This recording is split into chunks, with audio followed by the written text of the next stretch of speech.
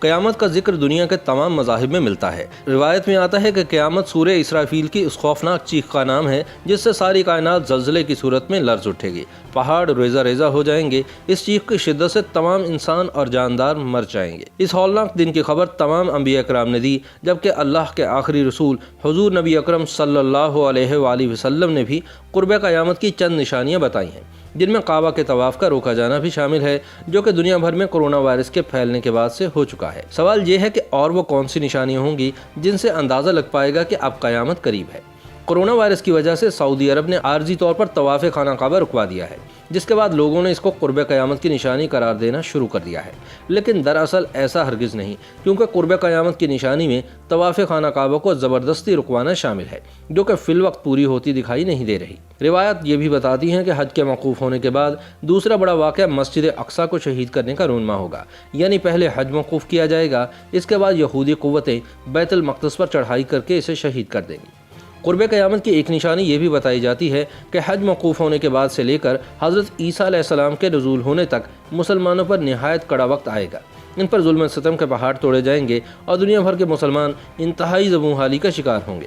اس کے برعکس یہ وقت یہودیوں کے عروج کا ہوگا، جس کا وہ کئی صدیوں سے انتظار کر رہے ہیں۔ علماء کرام اور اسلامی اسکالرز بتاتے ہیں کہ یہ واضح نہیں کہ پہلے حج موقوف کیا جائے گا یا بیت المقدس کو شہید کیا جائے گا۔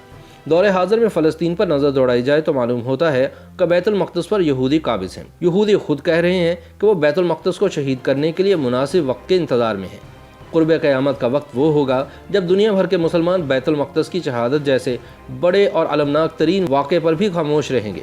مسجد اقصی کو شہید کرنے کے بعد یہودی تھرڈ ٹیمپل کی تعمیر کریں گے۔ یہ بھی واضح ہے کہ یہودی بیت المقدس کو شہید کرنے کے بعد اس کی بنیادوں میں سے تابوت سکینہ کو بھی تلاش کریں گے۔ قرب قیامت کی ایک نشانی یہ بھی بتائی جاتی ہے کہ جب یہودی بیت المقدس کی جگہ تھرڈ ٹیمپل کو تعمیر کریں گے تو وہ اس میں حضرت داؤد علیہ السلام کا تخت لا کر رکھیں گے۔ یہ تخت بنیادی طور پر ایک پتھر ہے جو کہ اس وقت انگلینڈ کے ایک چرچ میں پڑا ہوا ہے، لیکن کچھ لوگوں کا ماننا ہے کہ یہ پتھر اس وقت اسرائیل کا قبضے میں ہے اور اسے لوگوں پر واضح نہیں کیا گیا۔ بہرحال جب یہ پتھر تھرڈ ٹیمپل میں رکھوا دیا جائے گا تو اس وقت دجال آئے گا، جو کہ اس ٹیمپل میں آ کر اس پتھر پر بیٹھے گا اور اس کی تاج پوشی بھی کی جائے گی۔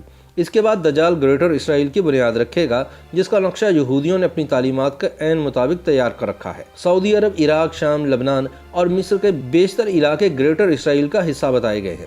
سعودی عرب کے دو عظیم شہر مکہ المکرمہ اور مدینہ المنورہ گریٹر اسرائیل کے نقشے میں نہیں آتے۔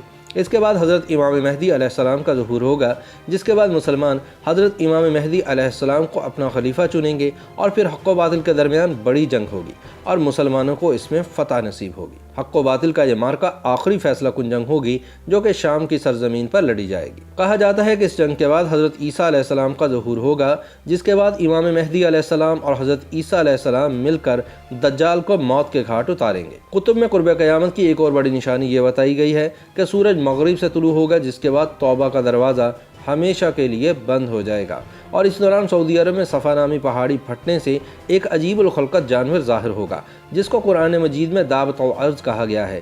اس کے پاس حضرت موسیٰ علیہ السلام کا عصا مبارک اور حضرت سلیمان علیہ السلام کی انگوٹھی ہوگی۔ یہ جانور زمین پر بسنے والے مسلمانوں کی پیشانی پر اس عصا کی مدد سے ایک لکیر کھینچے گا، جس سے حقیقی مسلمان کا چہرہ روشن ہو جائے گا، جبکہ کفار کے ماتھے پر یہ حضرت سلیمان علیہ السلام کی انگوٹھی پھیرے گا، جس سے ان کے چہرے سیاہ ہو جائیں گے، جس کے بعد یہ جانور زمین سے غائب ہو جائے گا۔ اس کے بعد ایک فرحت بخش ہوا چلے گی جو دنیا پر موجود تمام مسلمانوں کی روح قبض کر لے گی۔ اس موقع پر قرآن اور دین اسلام دنیا سے مکمل طور پر اٹھا لیا جائے گا اور دنیا میں فحاشی اور عریانیت عام ہو جائے گی۔